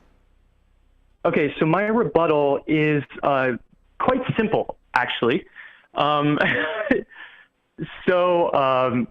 Let's see. Let's gather it into a brief thought. I want you to have a problem with fiat currency because the idea that economies have to go through cycles of inflation and crashes is, I do not believe that is necessary for humanity to grow as this global community, right? Inflation I don't think wait. Hold on 1 second. Economies go through cycles of inflation and crashes. That's not my understanding. When you talk about crashes, you're talking about like going from entering into periods of recession and depression. That has nothing to do necessarily with inflation. So forgive my phrasing, but I'm referring to these cycles. Look at 2008, obviously. Look at now with COVID-19 impacting the economy. And then look at the 90s and as far back as the Great Depression. I would call those cycles. Would you agree? But isn't that inherent to this kind of capitalism as opposed to? Wait a second. Wait. That's not. Where does inflation play into those cycles that you're talking about? So this has to do with the distribution or wealth inequality, right? Income inequality and wealth inequality and the distribution of wealth over time. Okay. So what I mean by that, it sounds like you're familiar with this more so than I am, certainly. I'm still learning, so forgive me. Well, let me ask you a question. Where did you get this idea? Yes. Where did you get this idea? What idea? Well, this idea that you're learning about fiat currency. I'm curious. Okay, so... What kind of media do you listen to? Because I'd stop learning it. I have read a considerable amount of literature about the capital B Bitcoin protocol, and one of its applications that's basically hitting the mainstream, as you've seen, is the application of money through the capital B Bitcoin protocol. And the lowercase b Bitcoin is that application of money. Which libertarian shows do you watch, or which libertarian do you read? So, who is it? I understand that it comes across as like that libertarian type of personality, but in reality, it's simple. When you look at the math, the security behind the Bitcoin protocol is better than any security model that any government has been able to come up with for their issued currencies. So their I national don't think currency. that's true. But let's just say it is. So what? Who cares? Are you run into arguing that the problem that we have in this country is counterfeit money? So, well, yeah, actually, one of the problems that Bitcoin solves, lowercase b Bitcoin solves, is the double spend problem, right? One of the ways that we overcome this through What is the double currencies, spend problem? What is the double spend problem? So if an authority says John has $5, what is preventing John from spending those $5 at one point in time and then trying to spend it a second time, effectively spending $10, right? And he only has $5. Well, so that's what's to prevent that? Well, I don't know. I mean, are you getting away with that? Can you tell me how to do that? I mean, are you talking about credit systems? Yeah, like credit fraud, fraud in financial systems that exist today. It's a big problem, and the centralized model that we have has largely solved that. You know, we have automated clearinghouses for the international settlements, et cetera, right? I mean, yeah, I guess you could say that there's some, but I mean, ultimately, like, what does that got to do with if the government wanted to adopt a more secure system of currency other than like hard currency, which I think, I would still fiat currency. Well, but what makes a currency fiat in your mind? Where the issuance and authoritative sort of record of that currency is controlled entirely by a centralized institution, and these days all money until Bitcoin. No. A fiat currency is a currency that is not backed by hard assets. All money in the United States is the gold standard. Okay, and that's my understanding of what a fiat currency is.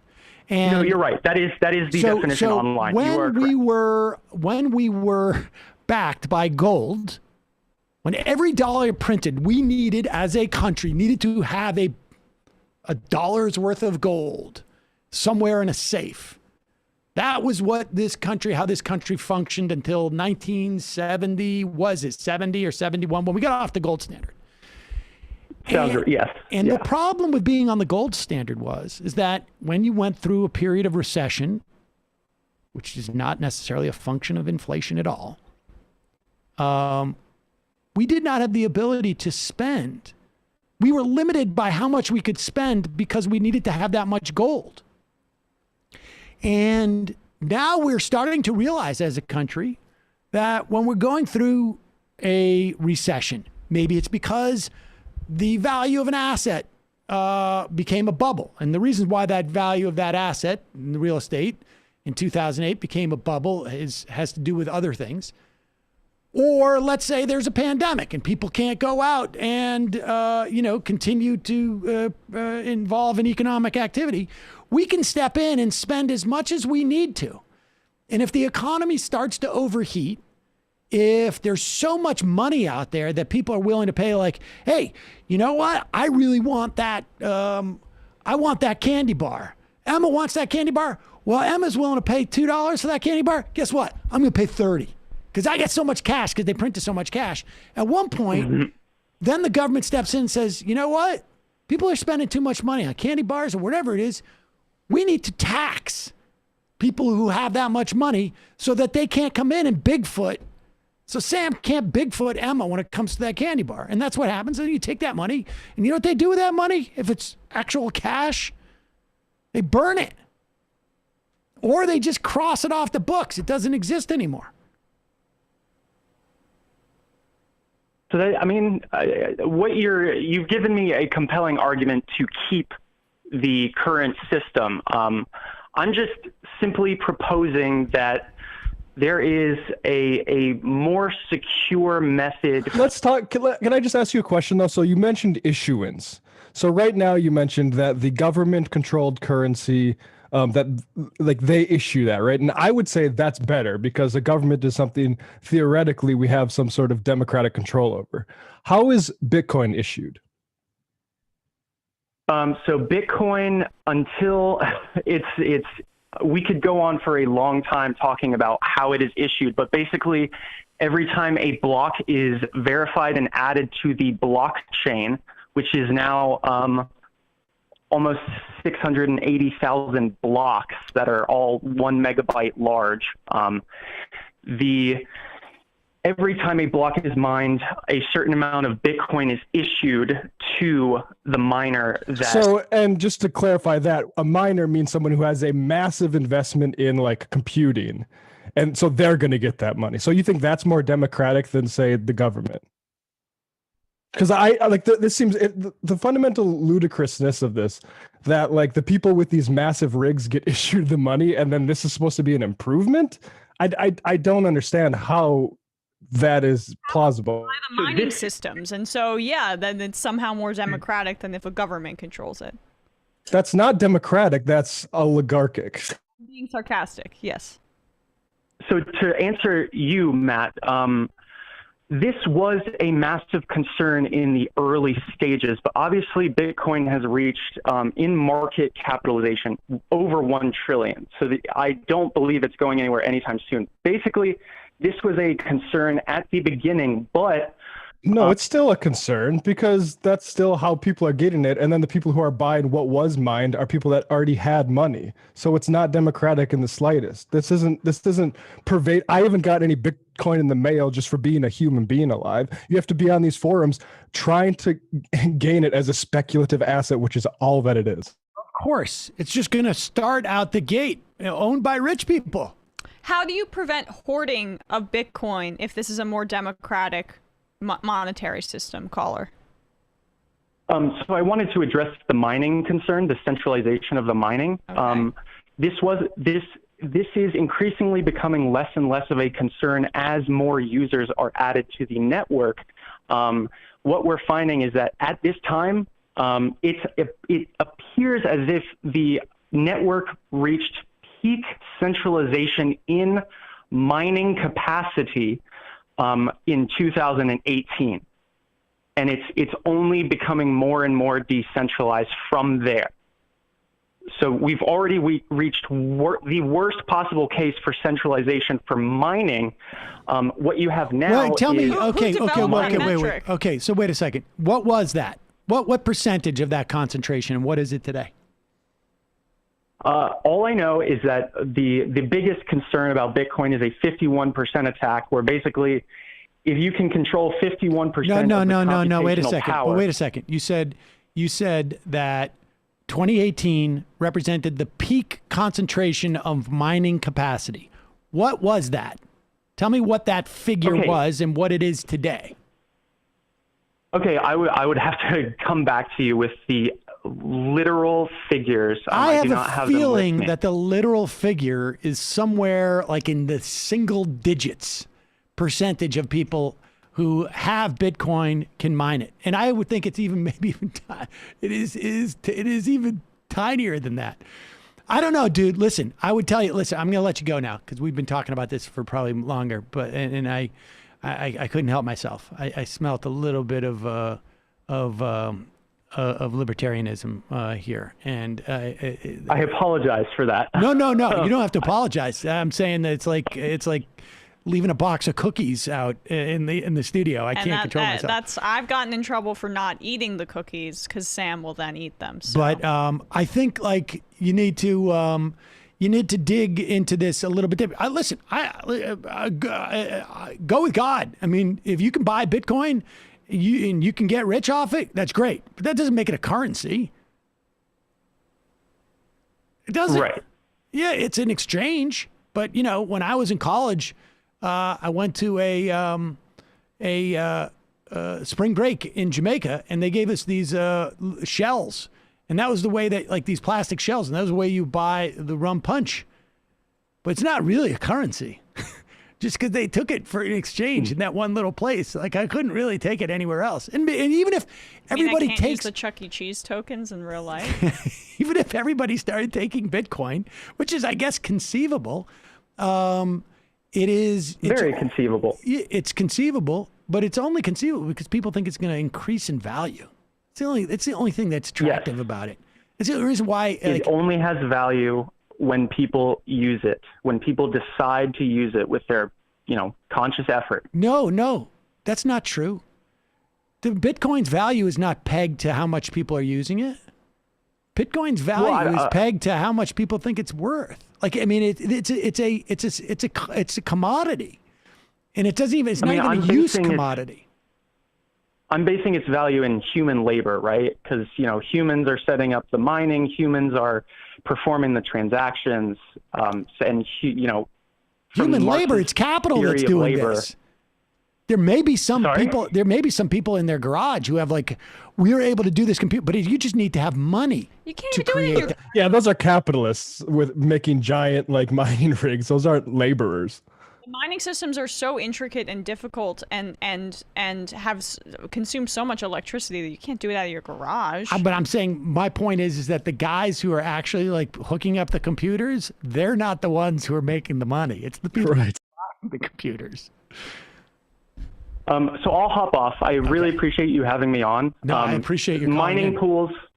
Mining pools are the decentralized solution to mining, and they now dominate the network. And I don't have the figures, so you don't have to take my word for that. But that's my claim. All right. So thank you. Appreciate the call. Thank you. It's we didn't even get into the environmental impact of mining, which is astronomical. I think we've left the era they're of all the saying that it's geothermal now, so it's all good. We've left the era of the gold bug libertarian, and now it's crypto. It's all going to be crypto. Yeah. Exactly. Incidentally, when we used to get the gold bugs call in, I think this was before your time, Matt.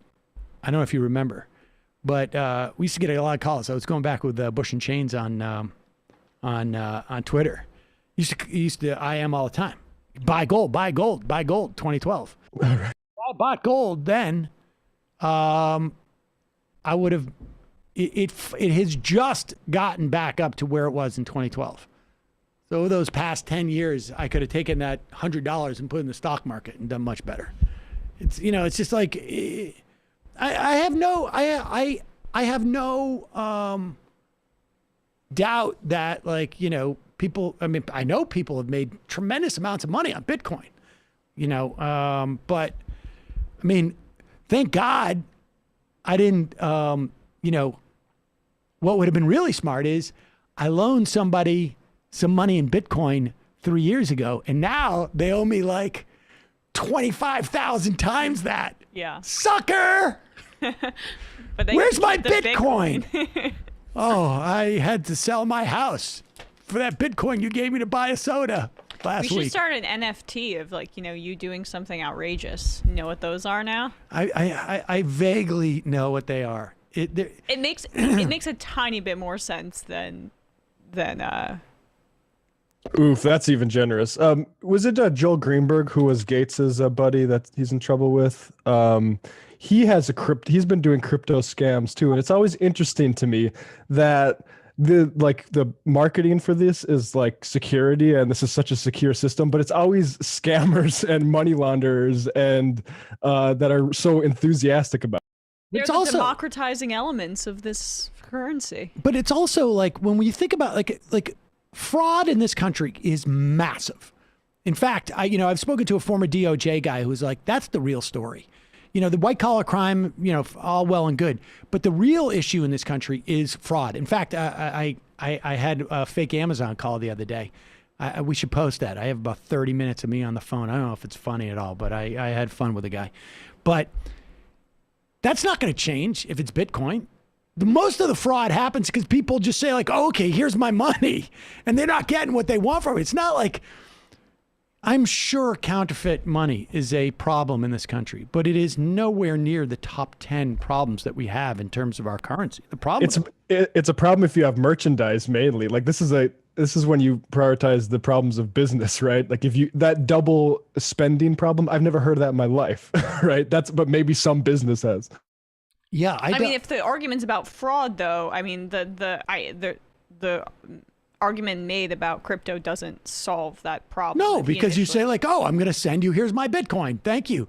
You know, you get the call. I got the call from Amazon and they're like, you have purchased an iPhone 7. It's $700. I'm like, what? I did not. I literally got that call over the weekend. And I thought of you. And I said, I wish Sam was here because he would have recorded I have a 30-minute recording of it. We'll post it on YouTube. Yeah. Maybe we'll post a little bit. All right, let's go to, here's Michelle Malkin. You remember Michelle Malkin? Oh my goodness, what a throwback. Yeah, it's a throwback. She was famous for writing a book praising the internment camps of Japanese folk back during World War II. One of our darker moments in history. Well, she's a part of the cottage industry of faces of a minority group who validates white people's racism about said minority group. She does some of that, definitely. Here she is on Newsmax. Oh, she's hosting there now. Oh, here she goes. And here she is. She is basically showing her solidarity with those people who have been subject to anti-white and anti-American bullying. Is there any clearer sign of how privileged a society is than the disproportionate amount of time that society spends guilting citizens over how privileged they are? In America 2021, our children are being indoctrinated from kindergarten through college to hate the historic American nation, its founders, and the majority race in this country. They're being taught by anti-white, anti-American bullies that we are all just nothing more than the miserable sum of our politicized racial and ethnic identities. Instead of celebrating the privilege of American citizenship, minorities are steeped in grievance, victimhood, and contempt. But not while woke white liberals are hurling themselves under the bus to prove their so-called virtue. Check this out. In Minnesota, a dinner theater canceled its production of a Cinderella show because it was, quote, too white. Or how about this? You remember that 2020 Democratic presidential candidate and self-help guru, Marianne Williamson? Well, she leads white followers in a prayer of apology to black people. Oh my God, are those two things actually happening in the country? Are we losing? Did they cancel that dinner theater production of Cinderella? Wait, I also want to know this. When the F were they doing a dinner theater production during COVID? Yeah. Well, I mean, you would think Michelle Malkin would have been in favor of that, but because it was too woke, that kind of supersedes the COVID denial. And I can't believe this Marianne Williamson thing has been going on. That's how are we going to survive as a country when Marianne Williamson is leading a prayer for basically to apologize? I'm very much in favor of her tweeting out interesting animals, though. She's been doing that lately, which I very much approve of. Colorful, beautiful animals.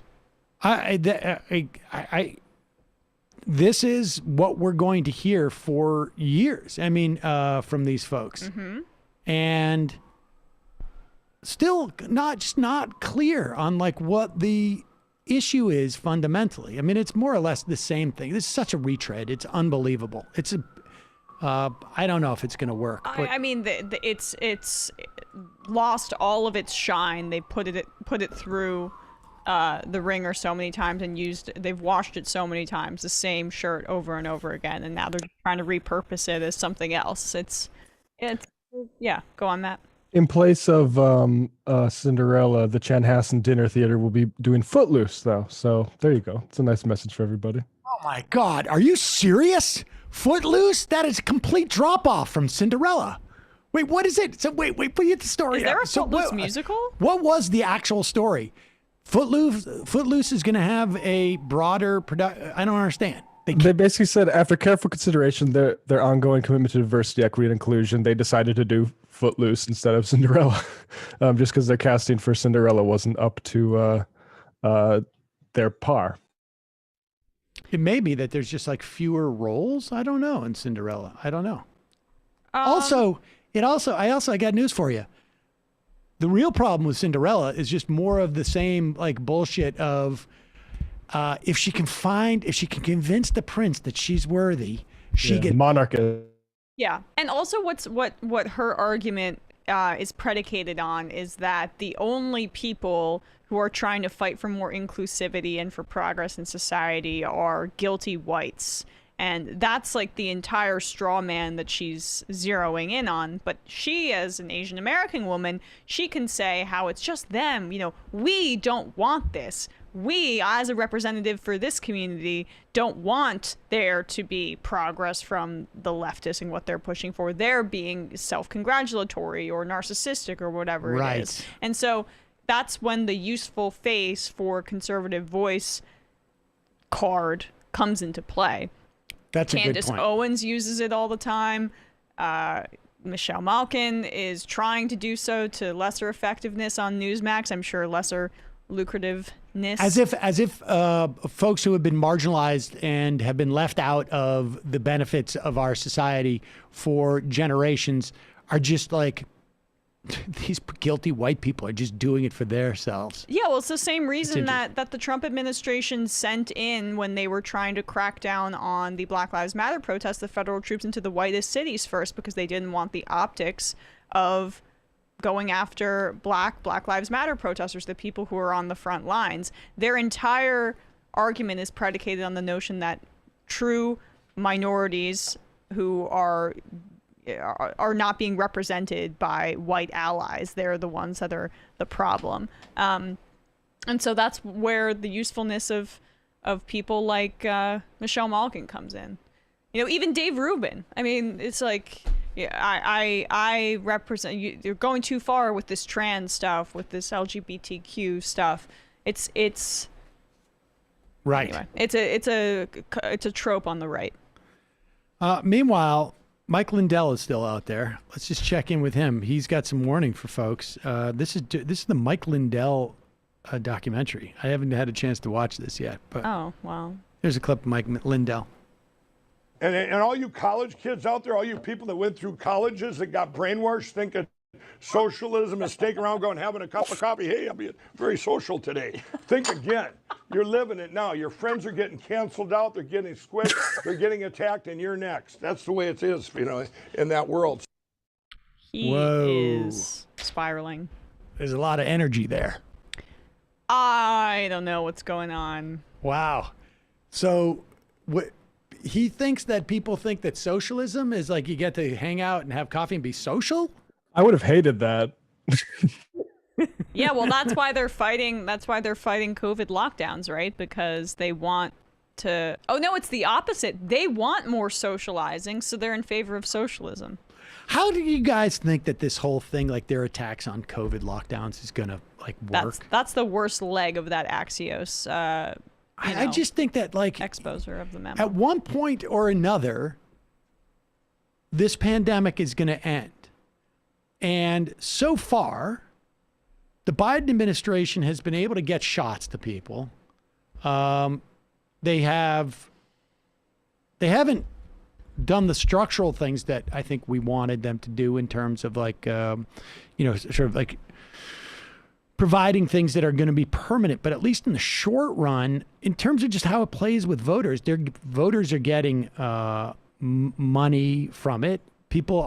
There's every reason to believe that like once you get to a certain point of vaccination, that we could enter a realm by the fall where like it's more or less, the pandemic is more or less over here and people are able to go out. I just don't understand, like, how do you retroactively like argue like the lockdowns are bad? It really just, I just don't see that resonating beyond like the Mike Lindells, which I know there's a lot of them. Right.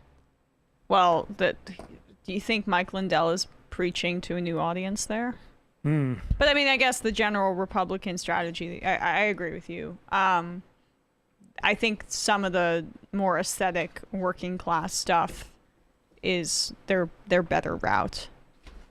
Yeah, we'll see. Interesting. Let's hear Steve Doocy. I know there was like this. Well, let's hear Steve Doocy talk about the Trump and Biden immigration thing. This is the other part of the Republican sort of memo about what they're going to do is compare Trump's immigration policies with Biden's crisis. And Ainsley, to Ainsley's earlier point about the coronavirus out of Barrasso, what is interesting about that is the fact that they do not test the people coming into the government facilities. They only test them when they leave the government facilities if they're going to another government facility, so they know which side of the auditorium to put the people in, which when you look at the numbers, it clearly has become a super spreader event down at those particular detention centers. And the thing about the hypocrisy regarding what's going on right now is, remember all the people a couple of years ago who were talking about the same facilities with the chain link enclosures? They were referring to Trump's concentration camps. And now those people are oddly quiet. But it is much worse now because it is all happening during a pandemic. And if the number one goal of this administration truly is to stop the flow of coronavirus and to stop the spread and to get us back to good health, this is a lousy way to do it by letting, as John Barrasso just said, these people who are infected just scatter throughout the country. Nothing he said was even consistent in his own talking. I mean, the fact is, all these folks are tested. If you cross the border now, legally, you are not tested. Period. End of story. And you are not positive. You are not tested. You're not if you cross the border legally? If you cross the border legally, okay. you don't get tested. All these folks are tested at one juncture or another. I get what you're saying. The rate of infection amongst these people is lower than it is in Texas. So if you were to release all these folks, you would reduce the percentage of COVID infection in Texas. These cages are an abomination. These facilities are an abomination. The Biden administration needs to get rid of them. They need to bulk up this thing. I think there is some legitimacy to the argument that you have degraded the system so much that it will take time for the Biden administration to catch up on this. There is a difference between what the Trump administration did with unaccompanied minors than the Biden administration, because these kids are legitimately unaccompanied minors, as opposed to kids who cross the border with their family and then are taken from them. As opposed to an official kidnapping policy. Exactly. Also, these kids are not being dispersed throughout the country just randomly in the way that this happened with those kids who were taken from the parents. Now, there needs to be more resources and put in there, and they need to basically they need to figure out how to process them quicker. That's basically it. But there's also just an easy solution. I mean, I say that in the defense of, they don't have a specific child kidnapping policy, but as we discussed last week on the show, Title 42. The reason that this is even an issue is because Biden still has Title 42 in place alongside the border, except he put an exemption in for kids, so kids are being sent by themselves, which is creating the kids in cages situation. And he's also not abolishing ICE, but he's never going to do that. But that's an optics thing, because, it's obviously because you would then just have families in cages.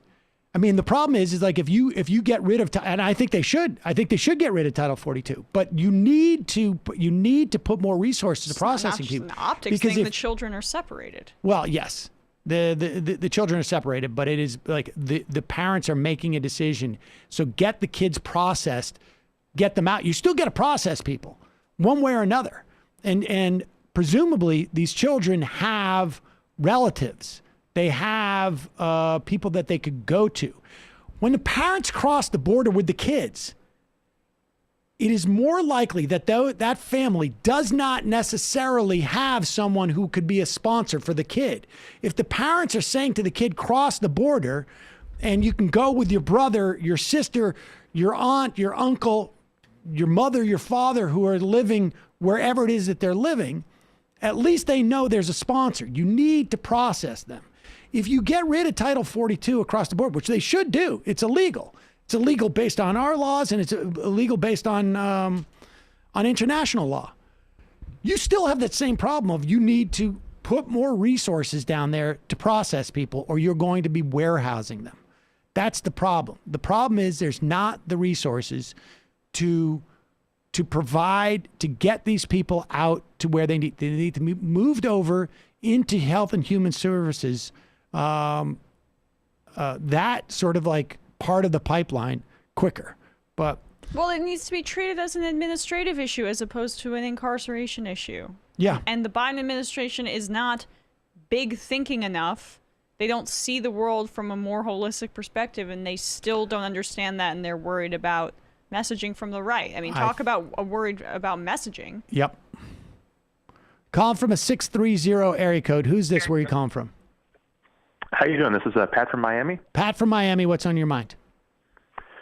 A couple things. You know, in the last year, we've kind of seen tech companies really step up with trying to handle the flow of false information. Yeah. Like they started with the COVID and then the election. And I got to tell you, sorry, I'm a little nervous. You're doing great. I think they kind of fell asleep at the switch over this weekend. Because I don't know if you know, there's a bunch of people saying that some guy died and he came back to life 3 days later. And they're sourcing some poorly sourced 1,000-plus-year-old text that's riddled with plot holes and logical fallacies. Yeah. On a more serious note, right, kind of on the same topic, Emma, you retweeted this Gallup poll that said, I think it was like less than 50% of people in this country are now members of a church, a synagogue, or a mosque. Mm-hmm. And I think there's been recent polling that says there's like a quarter of this country that has people don't identify as having a religion, like agnostic or atheist. And I'm wondering, like, if we're ever going to get to some kind of tipping point, because when you look at our political representation, we don't have anybody, like everybody kind of does the virtue signal with this. Like you can count on like one hand the people that say like they don't identify with anything. And I think the most visible of those is Kirsten Sinema. So like, could we be heading towards more of just like people kind of being like, look, we need more separation of church and state. Like a lot of the arguments that are used against like the LGBTQ community or abortion are largely based in just like religious beliefs, and they don't really have any place in the secular world. Like, could we see that anytime soon? I mean, I think it's going to take longer than the demographic shifts, many years past that. Like the people who are losing their religiosity, and it's at such a rapid rate since 2000. If anyone wants to look up those Gallup numbers, it's just pretty remarkable. It's going to be younger people who aren't in power yet. And because of the disproportionate grip that Republicans, who are just, mostly beholden to an evangelical minority base, it's going to take years for that to shift, and it's going to be longer than the public shifts. It take a longer time. So I would not say anytime soon are we going to see like an extracting of the evangelical stranglehold on our government, especially on the state level. Appreciate the call. I also think, to a certain extent, like there's a lot of people who identify that way, even if they don't go to church, they identify that way. And sometimes that identification gets stronger because they're making up for the fact that they're not going to church. I can't speak to that Gallup methodology there, but it is interesting though. Let's go to the IMs. Preemptive congratulations, says Solvay. Sam, on getting fully vaxxed. Looking forward to the fun half tomorrow when you use your newfound 5G math powers to properly address Eric Weinstein's grand unifying theory of the universe. Did you cover that? No. Oh, I got to find that. Somebody sent me a link to, like, he came out with this huge theory that he's been promoting in these sort of like, I can't even like follow half of it, but in these sort of like physics debates, and he's just getting trashed by real scientists who are just saying like, you've got to be kidding.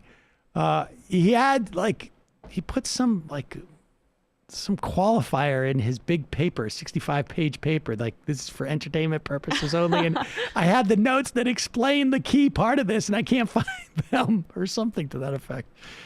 Solve. Bitcoin has gone from an interesting technology with possible non-currency uses, such as voting systems, into a total Ponzi scheme meant to trick desperate people who see no solvent future for themselves and are desperate for better odds lottery ticket. But it's decentralized Ponzi scheme because it's not just one person running it, so it's democratic. Yeah, the people it benefits are like capitalists who have the ability, who want to do business in destabilized countries, and they don't want to be tied to their currencies, so they can trade in Bitcoin. Like, the rest of this is not for the every Joe. It's like... Mellow Matt, longtime listener, first-time member, love the show so much, and today is my 30th birthday. Let me give you a shofar for that. Folks, we're not going to have time for any more calls. I am sorry. I don't want you hanging on. And we have people who have been on for an hour. We're just not going to have time for it. Unemployed Zoomer. Sam, you should open up a cannabis cafe. I'm chiefing some cedar and cheering from the sidelines right now. Love to y'all. What about fiat Chrysler currency? Sam, do you want to talk about the gold standard as it relates to the Reconstruction? That I'm not familiar with that, but we should check that out. I'm sure there's a good book on that. Maybe they're just joking about it because you love Reconstruction so much. Wow. Arkansas Governor Asa Hutchinson announces he's vetoed the anti-trans bill, Wow. HB 1570. That's good news. It's interesting the way these governors, like that, we need to boost that narrative that not even these governors want to follow through with what these crazy state legislatures are doing. Because Gianforte, I think in Montana, I think similar pressure could be brought to bear on him. It would have criminalized gender-affirming medical care for trans children in the state. I mean, who knows what his excuse was, but... it's interesting that they on some level they realize like this is not there's no salience in this going forward, or maybe I don't know. I mean I don't know. It's interesting. I'm happy to hear it. It's though. great to hear because there are a ton of other bills like this being considered throughout the country, and the it's like, forget the sports. The criminalization of the healthcare and the gender transition care is deeply problematic and scary. Nerd Cheetah, 6 plants. I have 7 acres on a sunny hilltop a few hours away from the city. You should really come visit. I'll tell you, it really helps when you're teaching elementary kids. Tell me how to grow it in a pot that I can bring inside the house or outside the house. Kevin M., I'm willing to travel to New York to try a cedar strain or two. Ray, Sam Cedar weed strain, so good you will pause it after your first toke. Gigi Palin, send me an ounce of Sam swag. I'll pay top dollar. Okay. John McDropout, I guess by now you've heard all that Sam is a penny pincher, but can we please convince him to buy Emma a spoon? Boston Bernie bro. Hey, welcome back. Good break. Welcome back to Viglin on sports. How about those Nets? Northern Lee The Nets? Seeker. Is that an NBA team? AM HMR crew. My partner I listen to every day and love the show. Thanks for what you do. My boyfriend Matt turns 30 today. Can you please give him a shofar? I think I just did. I think that was Matt. V. The only thing bad about Emma's Sports Talk last week is there was no Emma Sports segment theme. We gotta. Okay, again, I really tried hard not to talk about sports, but callers call it, and then I'm like getting like messages, stop it, basically. I don't know what to do. It's a war. Yeah. Nice guy. Should we watch Who's the Caboose? Sure. Leckhead Larry. Emma did an amazing job the entire week. She was also very attentive to the IMs. I really enjoyed when Matt chimed in and wish she would talk more. I'm such a leckhead. That's what everybody calls me, Leckhead Larry. Bull Prague.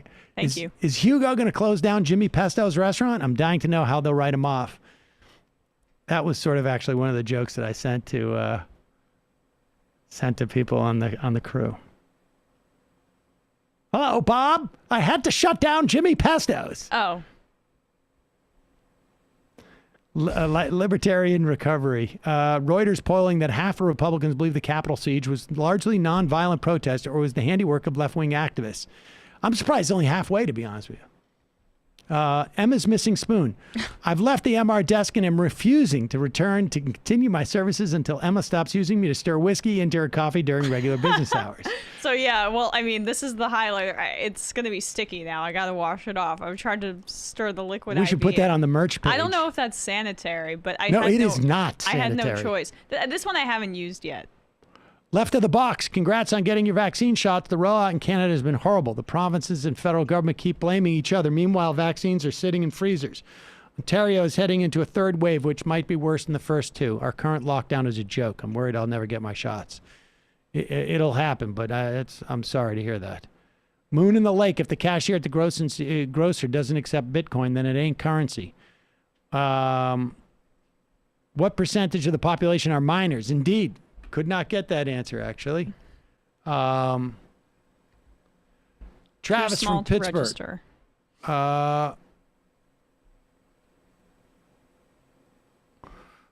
Money just lets you equate different things in a world that is not post-scarcity. Bitcoin is essentially a stock that you hope goes up when you buy it with real money. Indeed. Martian for Chicago. Was that a libertarian? I got that sense. Hey, I'm Matt and Sam. I hope your vacation was good and rejuvenated. Take the libertarian menaces. Prior Fire Kowalski. I know that I've been touching a lot on agricultural markets lately. Haven't been doing this much research since getting my bachelor's. But the economy for commercial grain production is not where any person would have thought it possible a year ago. We have not seen anything like this since the ethanol boom in 2008-2012 hit with the droughts of 2012-13. This has triggered a massive development of land in Brazil and Argentina while also motivating U.S. farmers to pull land out of conservation. We need to watch the USDA to make sure that we don't needlessly overdevelop land again, trigger global overproduction, which kills small farms and increases corporate farms, also pointlessly harms the environment. Also, Sam, just had the show off to your team if you got to head out. Last week was great, and everyone was cursing like sailors. It was fun. Left as poggers. Bear at home, too. Welcome back, Sam. Did you go anywhere or do anything on your vacation? No, just work. Yeah, you kind of worked. I kind of worked. I did some work, but it was just not with the pressure of having to get it done at a certain time. But Saul and I played a lot of baseball. We did a lot of skateboarding. That's so fun. I watched my daughter look at her phone. That was fun. I relate to your daughter very much. I wish I was more into activities at that age. Yeah, I'm trying to get her to be. All else, Sam is going to miss his vacation vaccinate because he'll be too busy arguing with libertarians. Mm-hmm. Hugo, voting machine inspector. Also, where's the inflation? There's income stratification and wealth disparity, but there's no inflation. It hasn't happened. Indeed. Josh from Tucson. I didn't hear about it on AMQ. Riots in Northern Ireland. 3 cars were jacked and set on fire. Wow, I had no idea. John Oliver did a piece on the deficit last night. May want to check it out. Yeah. Jim Boisinger, fiat currency dude, going on about Bitcoin. Elon Musk warping this guy's brain with memes. BB Teach, bubbles as opposed to general inflation do always precede recessions since they are rooted in human psychology. They're inevitable. Echo Park taxpayer. Bitcoin is secure and decentralized, but the capital is not decentralized at all. The buy-in is too high, and the early holders have a similar wealth distribution to fiat. The most effective use for Bitcoin has been a tool for capital flight from other countries. Indeed, probably actually offsets hyperinflation and plays into fiat by creating money out of thin air. See Dogecoin. Yeah. Craig in Portland, people steal Bitcoin all the time. Matthew from Indiana, the libertarian here, is making an argument for a blockchain model, not against fiat currency. Militant apathy. Dude, what was up with that press conference by the Gates staffer? What was the agenda? I don't know. Brooks would have lost his shit with that call 10 minutes ago. Train boy. Fiat currency is a currency that breaks down every couple 100 miles.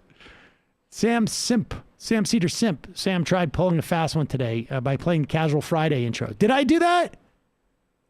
No, you didn't. Really? I may have by mistake. Monday, you played the Friday intro, yeah. Today? Yes. Why didn't anybody tell me? Oh, I didn't know. You were just rolling with it. I was just doing something else. Stable currency speculator. Sam, go easier on this guy. I don't want the value of my non-fiat currency to go down, and this could affect the market. I felt bad for him. Disco Stew. Bitcoin is a libertarian wet dream that is doomed to screw over some number of average Joes. Married to Mothra. Watch Kong vs. Godzilla. Sam, kids will like it. I heard good things. Yeah, I've heard good things about that too. All right. Coach McGurk. What's going on with AOC supposedly funneling money to corporate Dems? I don't know who got that money, but frankly, I don't have a problem with her funding other Democrats, particularly ones that, well, I have an issue if they are people who are not going to primary.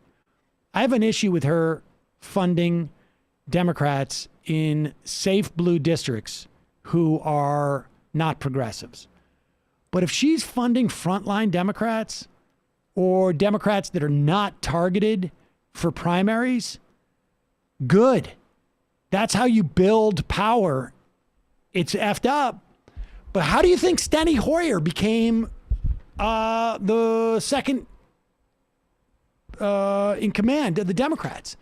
Because he came from a corporate seat and he didn't have to do any fundraising. So he started giving money to other people. That's how he became the whip. Yeah. This is a problem that we've talked about on the show for a long time.